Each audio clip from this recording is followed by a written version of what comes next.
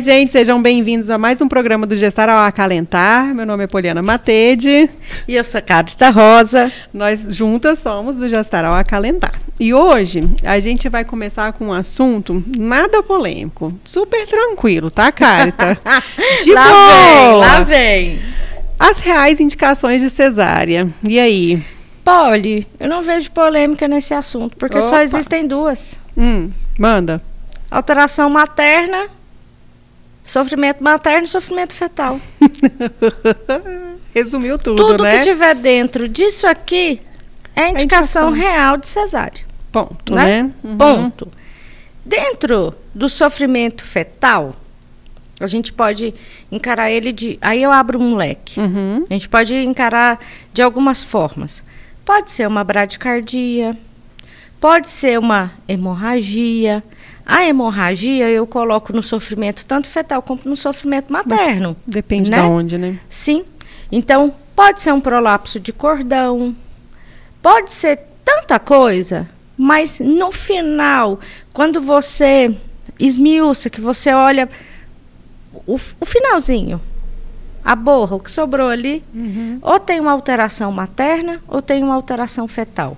Importante, que vai comprometer a vida, que vai comprometer a saúde. Você vê outra indicação real? Não, é isso. É aquela alteração que vai comprometer a saúde e a vida, né? Que a gente corre o risco de perder aquele binômio. Então, essas são as reais indicações. Assim, né? Como nós trabalhamos, nós somos obstetra-vaginalistas, nós valorizamos isso. Por quê? Porque o nosso paciente, quando vem, ela quer muito parir. Claro que nós trabalhamos sempre com a ideia, olha, estando tudo bem com você e com seu bebê, vamos sim esperar o parto normal. Caso aconteça alguma alteração que seja necessária uma intervenção como a cesárea, ela será feita.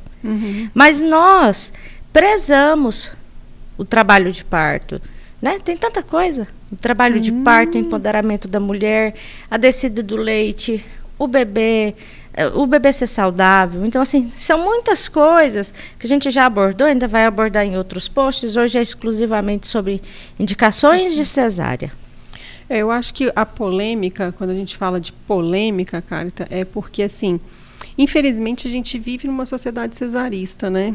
Em que uma dor no dedo do pé pode ser uma indicação de cesárea para algumas pessoas, né? Então, eu acho que é aí que a gente tem que ter o cuidado, assim. Então, a indicação é o que corre risco, né? O que leva ao risco esse feto é essa mãe. E não é uma dor no dedo do pé que vai indicar uma cesárea. Infelizmente, a gente vive nessa sociedade cesarista e que qualquer motivo pode ser indicação de uma cesárea. Sim. A mulher pode escolher por parto cesárea? Se a gente for pensar literalmente na lei, código de ética, enfim, ela pode. Ela pode querer uma cesárea, né? Ela que define. Eu falo com as pacientes o seguinte, o parto não é meu, o parto é delas. Eu não faço o parto, eu assisto o parto, né? Então, ela pode escolher uma cesárea, assim, desde que ela esteja muito bem orientada do que é uma cesárea. Eu acho, Carita, que a paciente que entende, que é orientada, né, do que é uma cesárea, ela raramente vai escolher uma cesárea. Assim, sim. Pouco provável. Esse assunto é tão complexo, né, Poliana? Polêmico. Porque a gente esbarra em muitas coisas, então eu vou tentar ser, assim, bem clara. É um assunto tão complexo que o Ministério da Saúde teve que intervir e falar, olha, a partir de hoje, cesárea só a partir de 39 semanas. Por quê? Por causa das cesáreas iatrogênicas. Cesáreas sem indicações, a gente brinca que são as cesáreas do carnaval, do feriado, do Natal, porque ninguém quer passar internado, ou o médico não quer sair para trabalhar nos feriados, ou vai viajar, então são as cesáreas iatrogênicas do feriado. Isso é muito triste, né? Muito deprimente. E essa não é uma indicação de cesárea, né? Definitivamente. Né? Então, a gente tem que ter cuidado com isso. Então, o assunto sendo polêmico, realizar uma cesárea sem indicação antes das 39 semanas, eu aumento a chance desse bebê ir para UTI. Eu aumento a chance de mortalidade neonatal. Então, é um assunto complexo e que a gente precisa abordar. A gente precisa falar, né? Por que no Brasil a situação é essa? O que nos levou? Acredito que uma das coisas é do próprio médico. Médicos não sabem trabalhar em equipe. E a obstetrícia não é feita de um sozinho apenas. Porque você se exaure, você cansa. Trabalhar com parto vaginal é muito bom, mas se não tiver uma equipe, você vai desistir. A sua vida útil, ela é curta. Porque você fica muito exausto, você fica muito cansado. Então, é preciso ter alguns modelos. Um modelo que eu acho bem interessante, que é o nosso, é um modelo de equipe, equipe médica. Mas existem várias formas. Por exemplo, um hospital que tenha plantonistas e que esse médico pode drenar para lá e ser chamado quando a paciente estiver em franco trabalho de parto. É um modelo. Uma equipe, né? De enfermeiras. Uma equipe de enfermeira obstetra que atende a paciente em casa. Liga para o médico já quando está nascendo. Por quê? O médico precisa de ajuda. Ele não dá conta disso sozinho. E, de repente, ele começou a fazer mais cesárea porque ele cansou e, nisso, virou essa bola de neve. Claro que eu estou falando uma maneira bem simples, um assunto que é muito complexo. Sim. Mas um viés dele é o trabalho em equipe. E eu acho que a gente tem que ser muito honesto, né, Carita? Assim, eu acho que o médico ele tem que ser honesto com aquela paciente. É uma coisa que eu prezo é a honestidade das relações, né? Qualquer relação. E essa relação médico-paciente é uma relação que precisa ser honesta como qualquer outra. Então, assim, se eu não gosto de assistir parto normal, não é a minha pegada, tá tudo bem, né? Dentro do que, né, ele pensa, tá tudo bem, mas que eu seja honesto para aquela paciente. Olha, não é assim que eu trabalho, não gosto de trabalhar assim, procure uma equipe que trabalhe assim. E pronto, fim, tá tudo certo. O triste é quando a gente tem pessoas que vão tentando, de alguma forma, levar essa paciente lá na frente, introduzir uma cesárea desnecessária, né? Assim, pela dor no dedo do pé. Né? Eu acho isso desleal. Né? Sim. E uma forma que eu vou ajudar a gestante agora, né? Para ela saber o quanto o médico dela pode fazer o parto vaginal que ela sonha, é solicitar, se ela for plano de saúde, nas operadoras de saúde, o índice de cesárea. Exatamente. Por quê? Gente, principalmente, conversar na sala de espera. Eu atendi uma paciente que ela veio para parto normal. Falou, olha, eu faço pré-natal com fulano, gosto muito dele, ele é médico da minha família. Ele vai fazer meu parto normal, ele me falou. Eu falei, na minha família todo mundo, ele que fez o parto de todo mundo da minha família. Eu falei, e quantos foram normais? A paciente parou e ficou calada. Branca. Sim. Nenhum. Eu falei, qual a chance que você acha que vai ser o seu parto vai ser vaginal? Exatamente. Não estou falando mal, até porque essa pessoa é uma pessoa maravilhosa, que eu gosto muito, já trabalhei com ele. É uma pessoa do meu convívio, mas que não trabalha com parto vaginal e que não conta que não trabalha. Mas a paciente tem a resposta. Eu e acho aí, que quando você... eu não dei resposta, eu estimulei ela a pensar. Então, são pequenos detalhes. Conversar numa sala de espera. Se o seu médico vaginalista nunca cancelou o consultório, esse médico não é vaginalista. Tá difícil. Porque ou ele cancela porque ele está trabalhando, ou ele cancela porque vai trabalhar, ou ele cancela porque já trabalhou. Tá morto, né? Não consegue raciocinar mais. 2 semanas atrás, eu acho que eu demorei 3 dias para poder me restabelecer. É desse modelo. Então, são situações que você vai percebendo, olha, não é aqui que eu vou ficar, porque daqui eu não vou conseguir o que eu quero.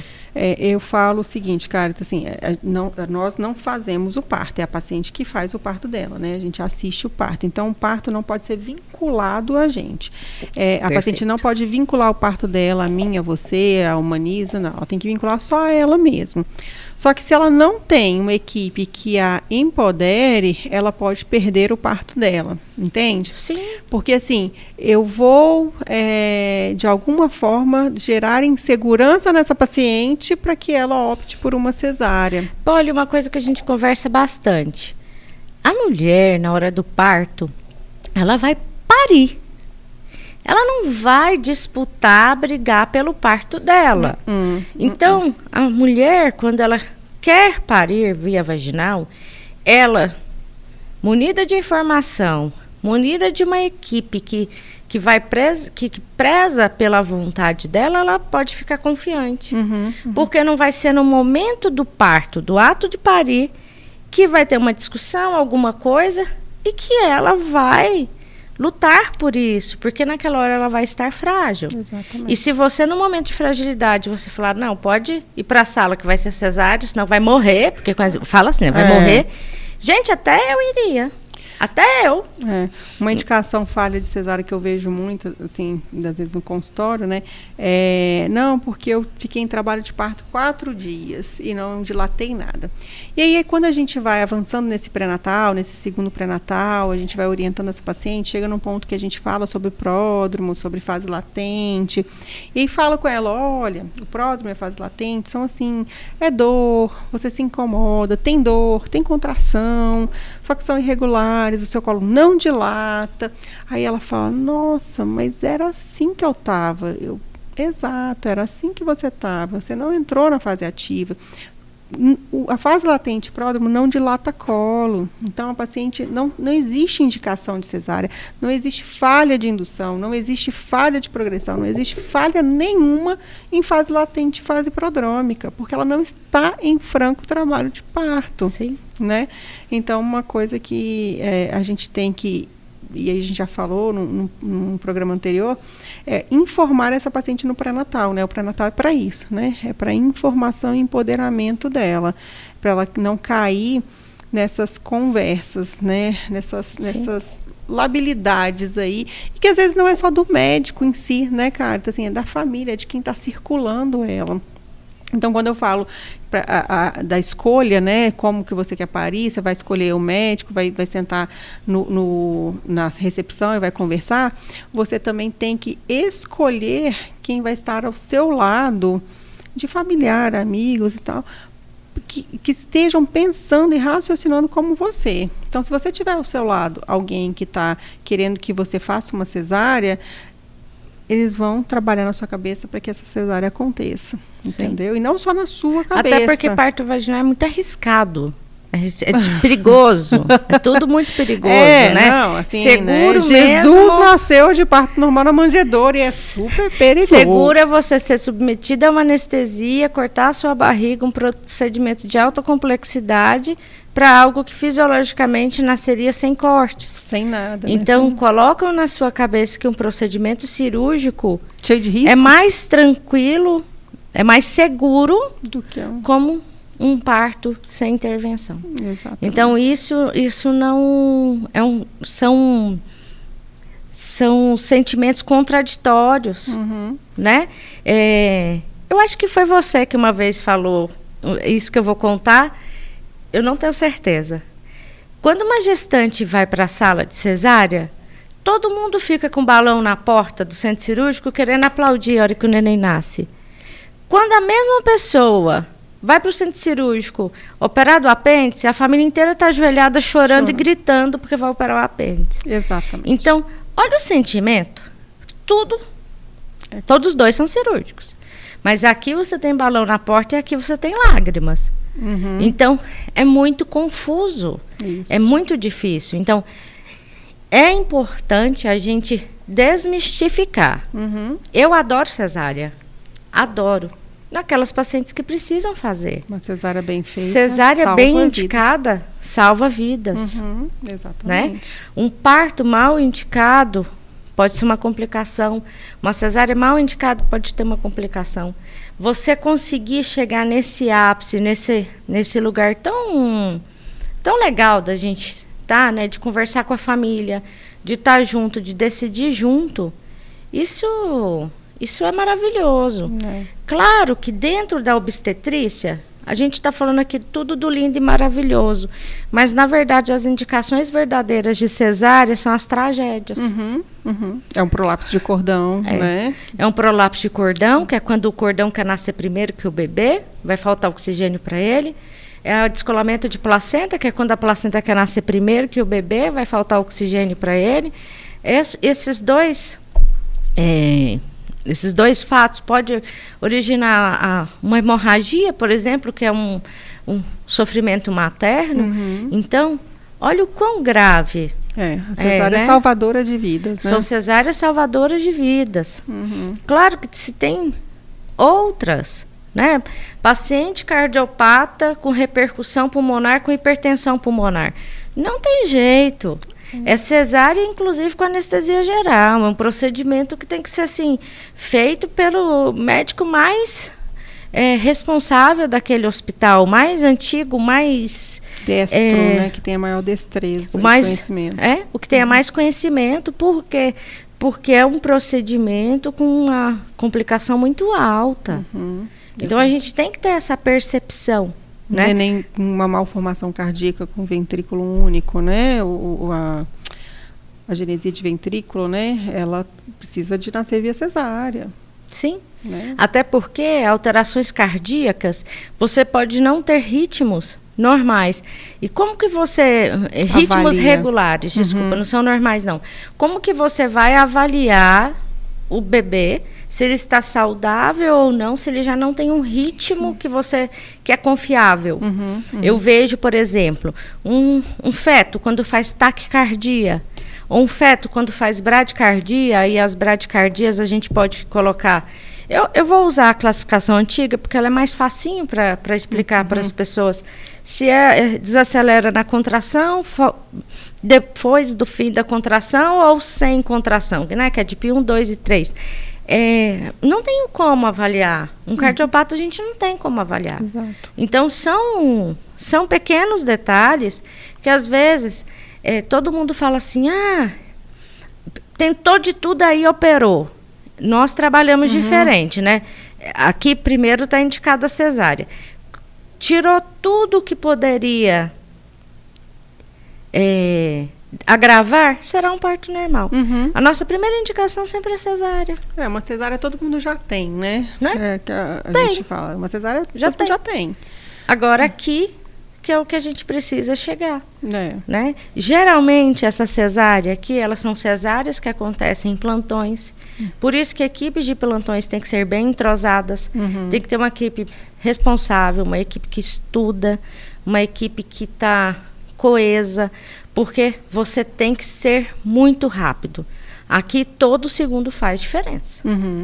Exatamente. Faz diferença entre a vida e a morte. Entre a vida e a morte, e entre complicações que podem ser parciais ou podem ser transitórias, desculpa, ou para sempre ali.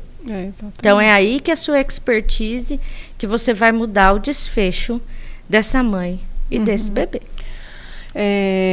Bom, cara, você falou no início aí, né, que só existem 2 indicações de cesárea reais, assim. Lá no pré-natal, existe alguma indicação, já tem alguma paciente que saia com indicação, você já falou da cardiopatia, né? Mas mais alguma indicação que a paciente já saia do pré-natal e fala assim, não, infelizmente ou felizmente, né, que existe a cesárea, porque também a gente às vezes fica, né, nossa, coitada da cesárea. Também não é assim, né? Cesárea é para salvar vidas. Então, alguma paciente que já saia do pré-natal sabendo que ela vai ter uma cesárea?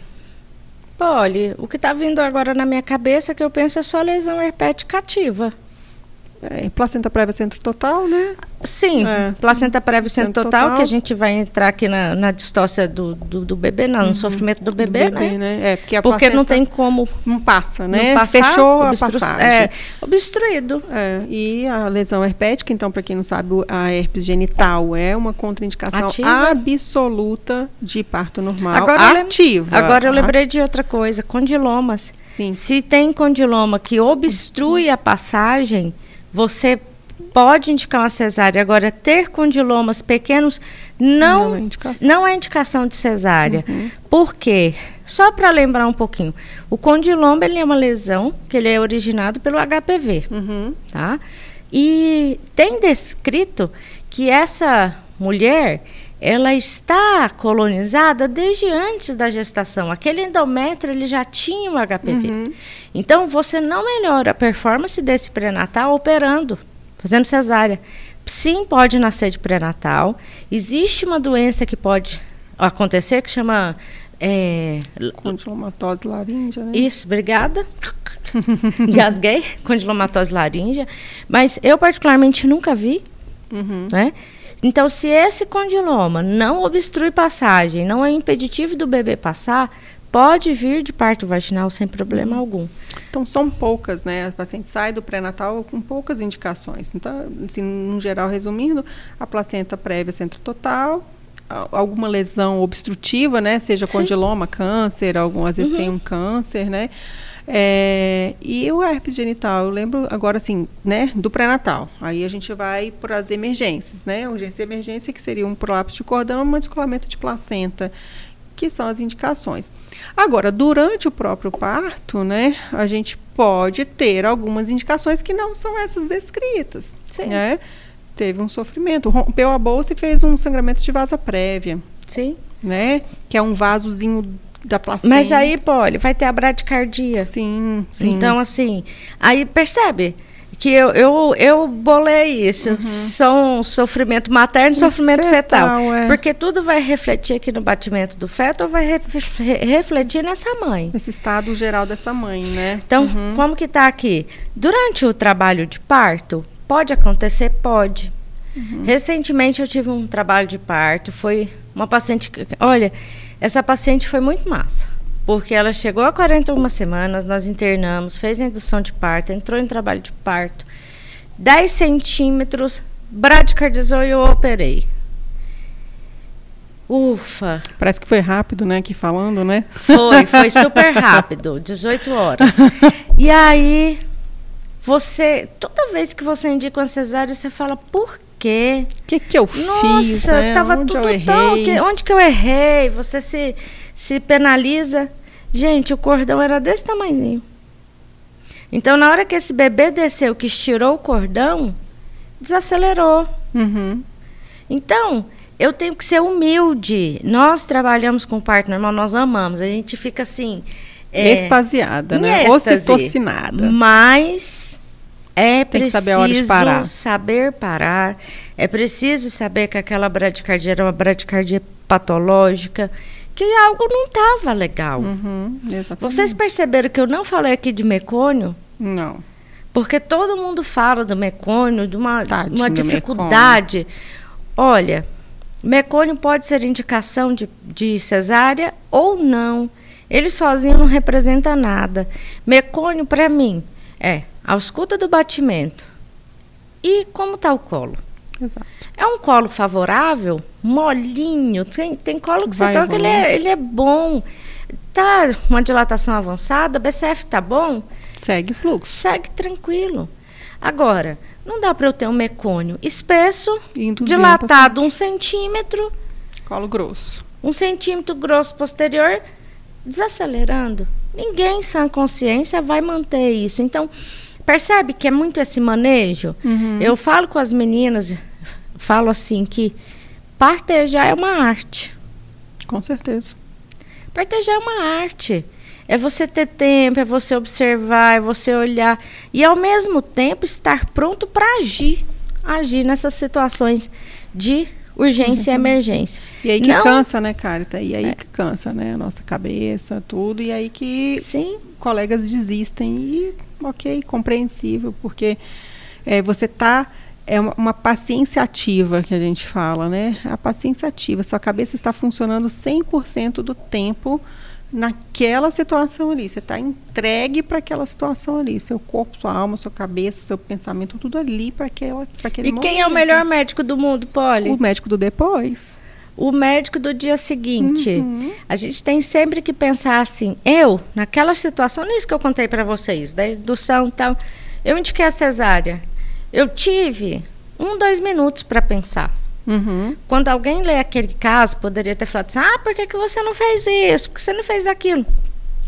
Ele teve uma noite de descanso, pensou, pegou o meu prontuário e foi ler e inventar 1000 coisas, formas. Então, você tem que lembrar que a pessoa que está diante de uma ação que tem que ser rápido, ele vai pensar rápido e ele vai pensar da melhor forma, naquele momento. Naquele momento, o que eu posso fazer agora para ser assertivo? Acho que a palavra é essa, né? Isso é uma vantagem, aí vou puxar a sardinha para o nosso lado, óbvio, né? É uma vantagem do nosso grupo, né? A gente sempre está em duas, Sim. Né? Porque às vezes você estava lá 18 horas, aí chega eu que estou ali há 10 minutos, consigo ter uma avaliação diferente do que você que já está ali um bom tempo e vice-versa. Então, a vantagem do nosso grupo, e aí, mais uma vez, a gente reforça que a obstetrícia não se faz sozinha, né? Não se faz sozinho. É preciso ter modelos. Defina o seu, veja qual você gosta, onde você se enquadra e siga. Porque a obstetrícia é muito linda, a obstetrícia é muito além do parto normal, parto cesárea. A obstetrícia é muito além de você prejudicar um feto, fazendo ele nascer prematuro. É preciso fazer medicina baseada em evidência, é preciso seguir protocolos. Não dá mais para ser dessa forma. Pensando só na gente, né? Sim. Só em si. Sim. E interessante que um colega daqui de Goiânia, porque a gente escuta muita coisa. Então, um colega falou assim que mulher brasileira não sabe parir. Mas, gente, o SUS tá cheio de parto vaginal. Então, aonde que a mulher brasileira não sabe parir? Com quem? Com qual médico? Então, é importante isso. Se você está procurando um parto vaginal, olha, observe, senta na recepção, veja, procure na operadora de saúde, tenha informação, participe de grupos, converse com doulas, porque isso faz diferença, isso é informativo. Agora, se você quer ter uma cesárea eletiva, tá tudo certo também. Porque isso é a sua vontade. O parto é seu. O parto é seu. Então, o que é importante? Ser respeitada a sua autonomia. Agora, o que não dá é a mulher que quer parir e, de repente, o pré-natal dela, que é muito tranquilo, redondinho, se torna num pré-natal doente, num pré-natal patológico. Uma desproporção cefalopélvica, que é o DCP, indicado no pré-natal com 38 semanas, cesárea agendada para daí 2 semanas. Então, isso não dá. A gente não pode deixar a paciente ser ludibriada. Eu ia te perguntar disso, da desproporção cefalopélvica. O que você acha aí, realmente? Paciente que é tocada no pré-natal, 37 semanas, você não tem passagem. Gente, claro que não tem passagem. Ela está com 37 semanas. Interessante que essa semana, 3 pacientes me perguntaram a mesma coisa. Doutora, se lá no final eu fizer um ultrassom e meu bebê estiver pesando 4 quilos, você faz parto normal? Claro. Aí eu falo para ela, olha, primeiro que eu não faço parto, quem faz é você, eu vou te assistir. A gente pode fazer uma prova de trabalho de parto. Se acontecer de não descer, se acontecer de ficar arrastado, qualquer coisa que seja de diferente, a gente interfere com a cesárea, mas intervir de primeiro com a cesárea eu não acho correto, porque o ultrassom não é balança. Às vezes a gente pode tirar um bebê de 3.600. Porque está dentro do 10%. E aí? Gente, não tem como, né? Então, é importante a gente salientar que o ultrassom não é balança, que existem algumas coisinhas que a gente pode fazer, mas se no final essa mulher tiver um ultrassom com 4 quilos, ela estiver desconfortável, achar que não é interessante, e depois de tudo que a gente falar, ela optar pela cesárea, tudo bem, eu respeito. Mas eu não vou indicar essa cesárea porque é macrossômico, sem contar para ela que pode ser que o bebê dela pese 3.600. Exatamente. Né? O peso é uma coisa muito, é uma indicação muito errônea aí, né, de cesárea. O não ter passagem, minha mãe não teve passagem, minha mãe não dilatou, eu também não vou dilatar, minha família, ninguém dilatou. Mas alguém entrou em trabalho de parto, será? Entende? Então, assim, para dilatar tem que entrar em trabalho de parto, não existe essa de não dilatar, né? Sim. E a circular de cordão? Não, essa aí é campeã, né? E a gente vê cada vez mais, às vezes, os relatos no ultrassom, e aí entra num programa que a gente falou sobre ultrassom, que às vezes o ultrassom atrapalha o nosso pré-natal, né? Quanto mais ultrassom, mais vai atrapalhar. Então, assim, cordão enrolado no pescoço, nunca Porque, foi. vamos pensar, né? O bebê tá lá, ele enrola, desenrola, pula, mexe, brinca, E ele não respira pelo pulmão. Fique bem claro. Ele não respira pelo cordão. Então, são coisas que é tão tranquilo. Se informe, estude, veja. Circular de cordão. Como a gente sabe que não está legal? Batimento começa a cair. Durante o trabalho de parto. Durante o trabalho de parto. Porque fora do trabalho de parto, aí, ok, se tiver o batimento caindo fora do trabalho de parto, é outra coisa, a gente vai pensar em outra coisa, né? Mas a gente está falando do trabalho de parto aqui, de indicação de cesárea. Então, assim, é batimento. Sim. Já tive parto vaginal com 4 circular de cordão. Eu O também. bebê nasceu super bem. Então, e às vezes, gente, a gente tem bradicardia que a gente opera e não tem nadinha. Não tem circular de cordão, não tem nó de cordão, nó no cordão. Cordão normal, Trollagem. Não é curto. Mas ele fez. O que a gente vai fazer? Né? Então, isso é o que pode acontecer. Então, recapitulando, só existe 2 indicações de cesárea. Aquelas que a mãe tem alteração e aquelas que o feto... aquela que a mãe corre risco e aquela que o feto corre risco. E daí você vai abrindo leques. Né? E cabe à mulher, eu falo que a mulher tem direito a ter um parto humanizado do jeito que ela quer, respeitoso, né? Mas ela tem o dever de se informar. Então, informe-se, procure uma equipe que te assista da melhor forma como você deseja e tenha segurança nessa equipe que vai te amparar. Que aí você vai ter um parto de sucesso, independente da via, né? Você vai ter um parto de sucesso. Porque não vai ser no dia do seu parto que você vai lutar por ele. Você vai lutar pelo seu parto durante o pré-natal, escolhendo uma equipe que você goste, escolhendo um hospital que você goste. E que você saiba que no dia D, que vai ser o seu dia, você pode estar tranquila, você vai ser porque você vai ser respeitada e amparada por todos aqueles que estão ali com você. Eu acho que é isso, né? Eu acho que finalizou, né? Você fechou aí o programa. É bem isso. Então é isso, pessoal. Um abraço forte, bom descanso. Tchau, tchau.